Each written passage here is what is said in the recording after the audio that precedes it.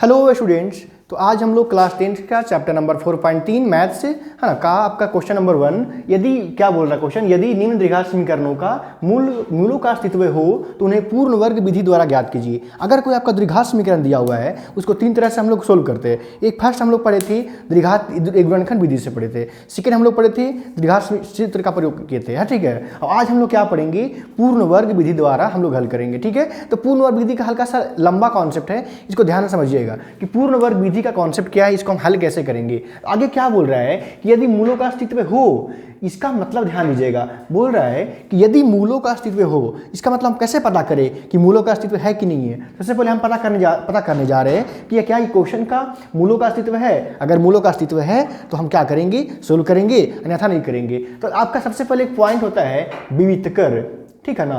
एक पॉइंट आपका होता है विविध कर, इंडिकेट करते हैं कैपिटल डी से बड़ा डी से। फॉर्मूला आपका होता है b² - 4ac। अब हम यहाँ पर ध्यान दीजिएगा, एक आपका मानक रूप बताए थे। मानक रूप क्या होता है, हमको बोले आपको अगर कि द्विघात समीकरण का मानक रूप आपका होता है ax² प्लस का bx प्लस c बराबर क्या होता है आपका 0 होता है। सबसे पहले हम क्या करेंगे, यहाँ से a b c का वैल्यू निकालेंगे। तो हम बोल रहे हैं अगर x² यहाँ भी है, x² यहाँ भी है, तो a का वैल्यू मेरा क्या निकल गया, तो 2 निकल गया, ठीक है। x यहाँ भी है तो x यहाँ भी है, तो b का वैल्यू क्या निकल गया मेरा -7 निकल गया। c का वैल्यू क्या निकल गया आपका, तो प्लस का 3 निकल गया। ये मेरा द्विघात समीकरण का मानक रूप का यूज करके हमने क्या किया, a b c का वैल्यू निकाल दिया। a b c का वैल्यू निकालने के बाद हम जांच करेंगे कि क्या ये क्वेश्चन का सच में अस्तित्व है। अस्तित्व का मतलब क्या होता है, अगर विविध कर का मान 0 या तो 0 हो और या तो क्या हो 0 से बड़ा हो, तो हम क्या बोलेंगे, आपका मूलों का अस्तित्व है। लेकिन अगर विविध कर का मान जो आप d निकालेंगे, इसका मान अगर 0 से कम हो, इट मीन्स कोई भी डिजिट हो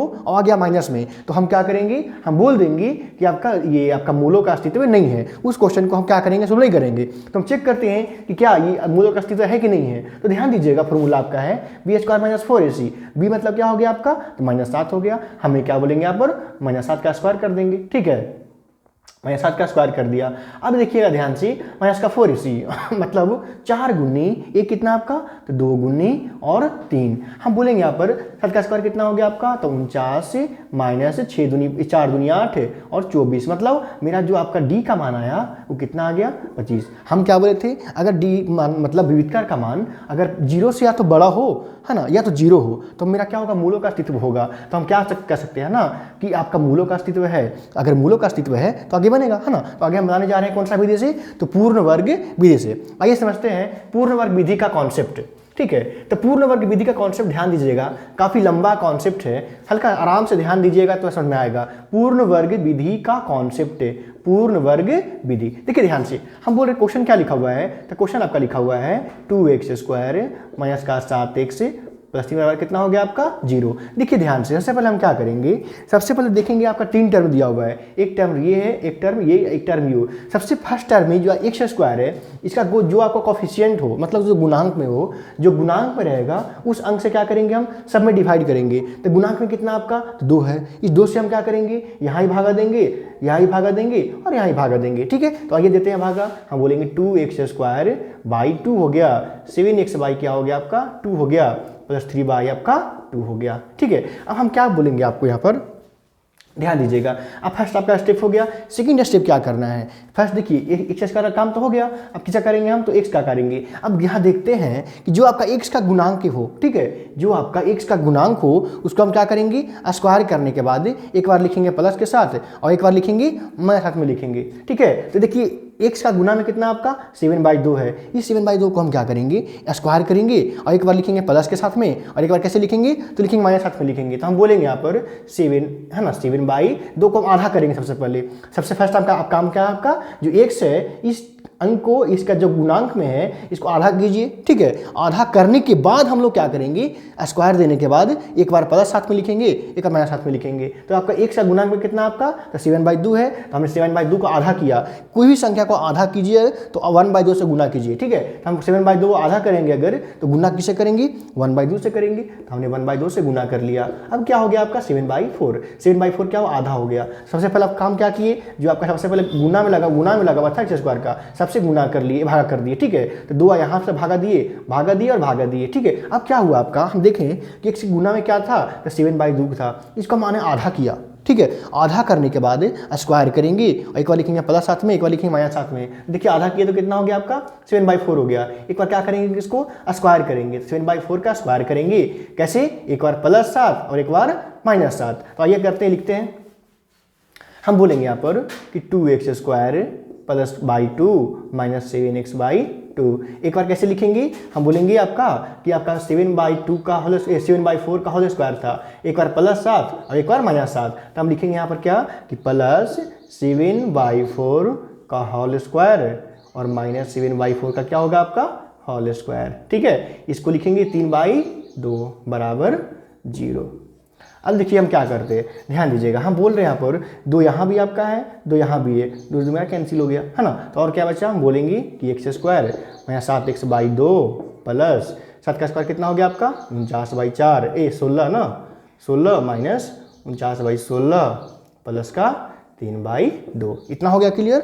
अब हम देखिए ध्यान से तीसरा स्टेप देखेंगे। तीसरा स्टेप आपका क्या है, तीसरा स्टेप देखिए क्या समझेंगे। यहाँ पर यहाँ छिपा हुआ है मेरा a माइनस बी का होल स्क्वायर, या तो यहाँ पर a माइनस बी का होल स्क्वायर रहता है या a प्लस बी का रहता है। यहाँ पर लग रहा है कि a² minus 2ab plus b², इस प्रकार से यहाँ पर कुछ फॉलो हो रहा है। ठीक है, यहाँ पर ध्यान दीजिएगा हम कैसे करेंगे। हम बोलेंगे यहाँ पर एक बात समझिएगा, हम बोले अगर कि a² इज इक्वल टू आपका अगर x² है, ठीक है, अगर a² का मान आपका अगर x² दिया हुआ है तो a का मान क्या होगा, तो हम क्या बोलेंगे x।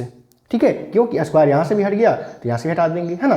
तो आपका स्क्वायर अगर a² बराबर x² तो a का मान क्या हो गया आपका x। ठीक है, तो हम जानेंगे यहाँ पर जो आपका a² है ना, तो हम यहाँ बोल सकते हैं क्या कि a² minus 2ab plus b², इस पर आपका है फॉर्मूला बना हुआ।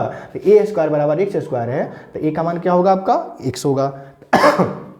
तो हम तोड़ेंगे अगर तो a² मतलब किसका स्क्वायर होगा आपका x² माइनस 2ab, तो 2 गुनी हम क्या बोले a का मान क्या है आपका तो x है, तो x है। अब देखिए b मतलब आपका 49/16 है ना, आपका 49/16 अगर है ना, तो इसको हम बोले आपको अगर कि अगर b का स्क्वायर है ये, है ना, आपका है तो क्या है 7/4 का स्क्वायर है, तो 7/4 का स्क्वायर है मतलब b का स्क्वायर है। तो यहाँ से हम b का मान अगर निकाले तो क्या निकलेगा आपका 7/4 प्लस b का स्क्वायर मतलब 7/4 का स्क्वायर। अब इसको हम अगर सही सोल्व करें तो मेरा क्या निकलेगा, ये निकल जाएगा। तो इसको हम सोल्व करेंगे तो क्या निकल जाएगा, ये निकल जाएगा। लेकिन हमको निकालना नहीं है, बस हमको प्रूव कर दिया कि हाँ ये मतलब इसका ये सोल्यूशन है। ठीक है, हमको निकालना है x माइनस, है ना, a माइनस बी का होल स्क्वायर में हमको फॉर्म में निकालना है।